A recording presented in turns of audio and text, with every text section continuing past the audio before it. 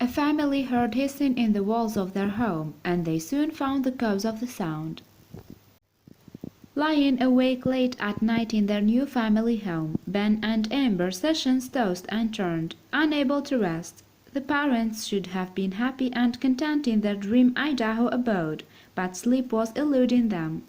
The reason: strange hissing noises were emanating from the walls. When, as an experiment, Ben struck the house's roof with a length of wood, it appeared to spark a distinct if unseen commotion inside. Doubtless, the noise of this movement against the aluminum was unsettling.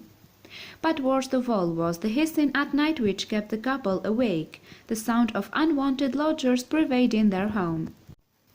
Ben was undertaking some yard work one day, building a chicken run. Pulling up a sheet of metal, he got a shock as a couple of snakes glided away.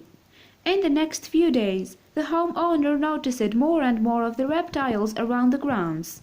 He had put them in buckets, gathering dozens at a time. As it turned out, the Sessions' new home was infested with garter snakes. So heavy was their presence in the yard that sometimes the grass would appear to move of its own volition. There were literally hundreds of the reptiles scattered around their property, from its lawn to its roof and crawl spaces. Some snakes had even taken up residence inside the property's walls. As previously described, when Ben had bashed the roof overhang with a piece of wood, the noise he had heard was the sound of the snakes' scales brushing against metal as they slithered away. When he popped the siding, it revealed dozens of the reptiles resident inside the walls. The homeowner also bravely entered the crawl space to investigate the extent of the problem. Yes, the creatures were everywhere. It was like living in one of those horror movies. Ben described it to news agency Associated Press in June 2011. Indeed, the infestation was a lot for anyone to endure, but for the couple's two young boys the effects were especially traumatic. The situation affected their sleep, and the situation also had an impact on their leisure time. Amber described to a local news station how her kids started to have nightmares about snakes. When they settled into drawing, the result would be pictures of the reptiles pouncing on them around the house and as they slept.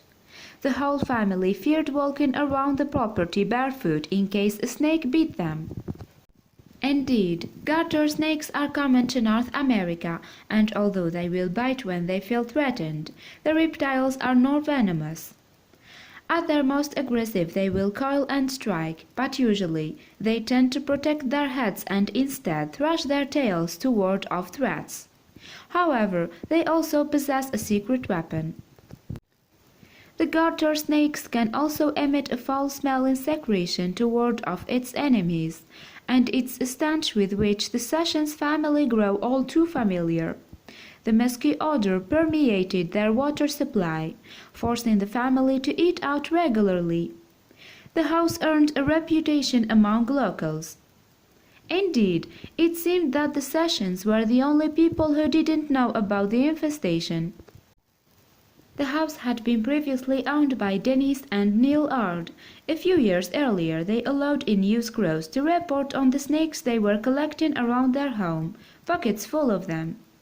One video available on YouTube garnered nearly 2.5 million views. However, it disappeared right before the couple fled the property. Locals came to refer to the property as the Snake House. The Sessions' neighbor, Dustin Chambers, told daily newspaper The Seattle Times that he had sympathy for the family. "I felt bad," he said. "By the time we knew someone had bought it, they were already moving in. So how were its new residents the last to know?" Well, the Sessions maintained that the realtor played down rumors of snakes on the property. In fact, the family said he insisted the whole thing was made up by the home's former owners as a ploy to get out of a mortgage arrangement. Furthermore, Ben and Amber may not have seen any snakes during their viewing due to breeding patterns.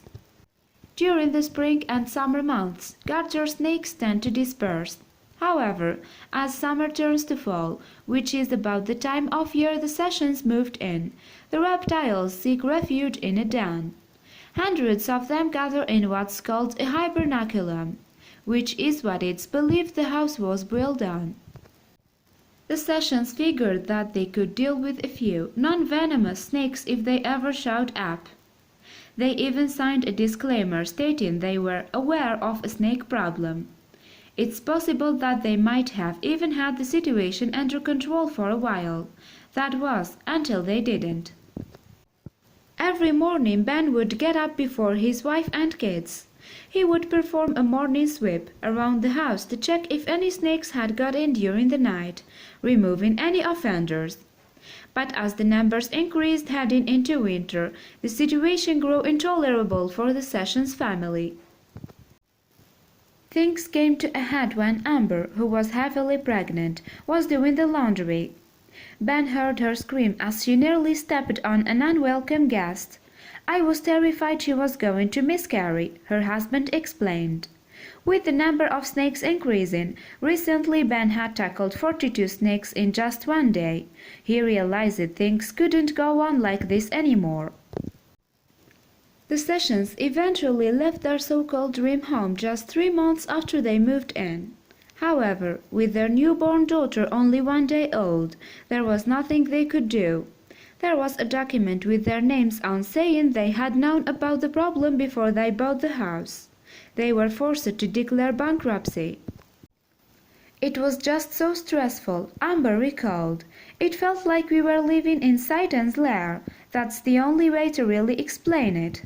The house was taken over by J.P. Morgan Chase and briefly returned to the market for the reduced price of $114,900 a year later. Ben developed a form of PTSD, post-traumatic stress disorder, caused by their ordeal. His view remains simply, it's not right to continue to sell this home.